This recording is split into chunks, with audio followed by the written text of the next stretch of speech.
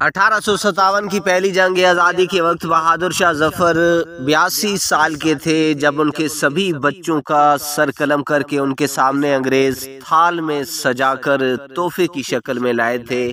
چاروں شہزادوں مرزا غلام، مرزا خضر، سلطان مرزا ابو بکر اور مرزا عبداللہ کو بھی قید کر لیا گیا تھا۔ میجر ہڈسن نے سبھی چاروں صاحبزادوں کا سر کاٹا اور ان کے گرم خون چلو سے پی کر ہندوستان کو آزاد کرانے کی چاہ رکھنے والوں کو ایک وحشت ناک پیغام دیا۔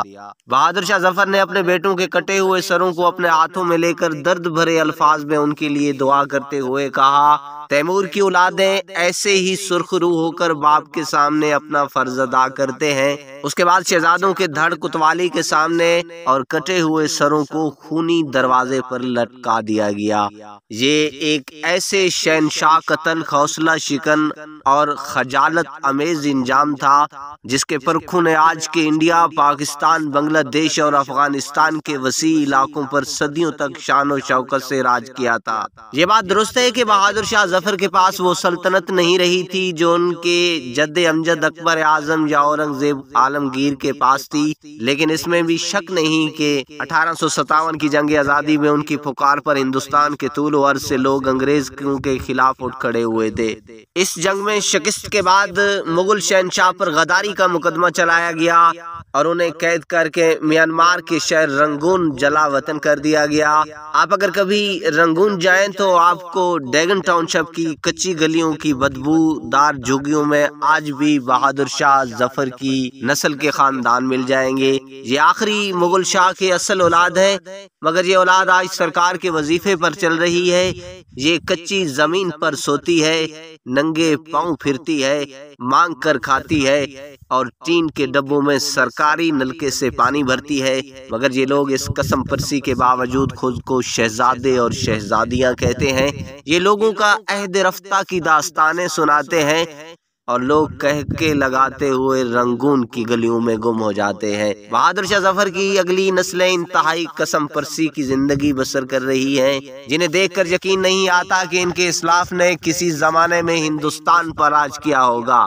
وہی بہادر شاہ ظفر کہ جن کے اجداد نے ہندوستان پر 300 سال تک حکومت کی، وہ وقت کب کا بیت چکا جب پچھلی نسلوں نے ایک وسیع و عریض سلطنت پر حکمرانی کی اور آباء و اجداد محلات میں رہتے تھے۔ ہندوستان کے آخری مغل شہنشاہ بہادر شاہ ظفر کی قبر کا نام و نشان نہیں ملتا، لیکن اب اس کی حادثاتی دریافت نے صوفی بزرگ، شاعر اور تاریخ کے بد نصیب بادشاہوں میں سے ایک کی یاد دوبارہ تازہ کر دی ہے، جب 7 نومبر 1862 کو بہادر شاہ ظفر نے میانمار کے شہر رنگون، جس کا حالیہ نام ینگون ہے، ایک خستہ حال مکان میں آخری سانس لی، تو ان کے خاندان کے گنے چنے افراد ہی ان کے سرانے موجود تھے۔ اس دن برطانوی افسران نے انہیں رنگون کے مشہور شوید گون علاقے کے قریب ایک بے نام نشان قبر میں دفن کر دیا تھا۔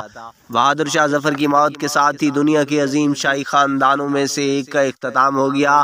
انگریزوں نے پیروکاروں کے اٹھ کھڑے ہونے کے خطرے کے پیش نظر ان کی قبر کو بے نشان رکھا تھا، حتیٰ کہ ان کے مرنے کی خبر کو بھی ہندوستان پہنچتے پہنچتے 2 ہفتے لگ گئے تھے۔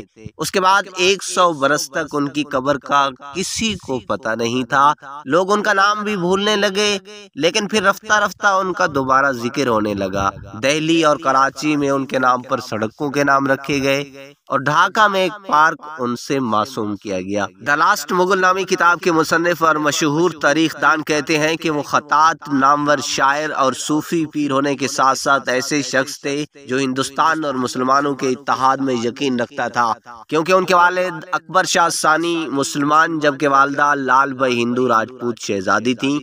رنگون کے ایک پرسکون علاقے میں واقع بہادر شاہ ظفر کا مقبرہ ہندوستانی تاریخ کی ایک جذباتی اور متلاطم دور کی یاد دلاتا ہے۔ رنگون کے باسیوں کو یہ معلوم تھا کہ آخری مغل شہنشاہ ان کے شہر ہی میں واقع چھاؤنی کے اندر کہیں نہ کہیں دفن ہے، لیکن درست جگہ کا کسی کو علم نہیں تھا۔ आखिर 1991 में मजदूरों को एक नाली खोदते खोदते ईंटों का चबूतरा मिला। बाद में मालूम हुआ कि ये दरअसल बहादुर शाह जफर की कब्र है। बाद में एहतियात की मदद से यहाँ मकबरा तामीर किया गया। हिंदुस्तान में कायम दूसरे मुगल बादशाहों के आलीशान मकबरों की निस्बत ये मकबरा बहुत मामूली है। एक आहीनी मेहराब पर उनका नाम और खिताब रकम है। निचली मंजिल पर उनकी मलका जीनत महल और पोती रौनक जमानी की कब्र है।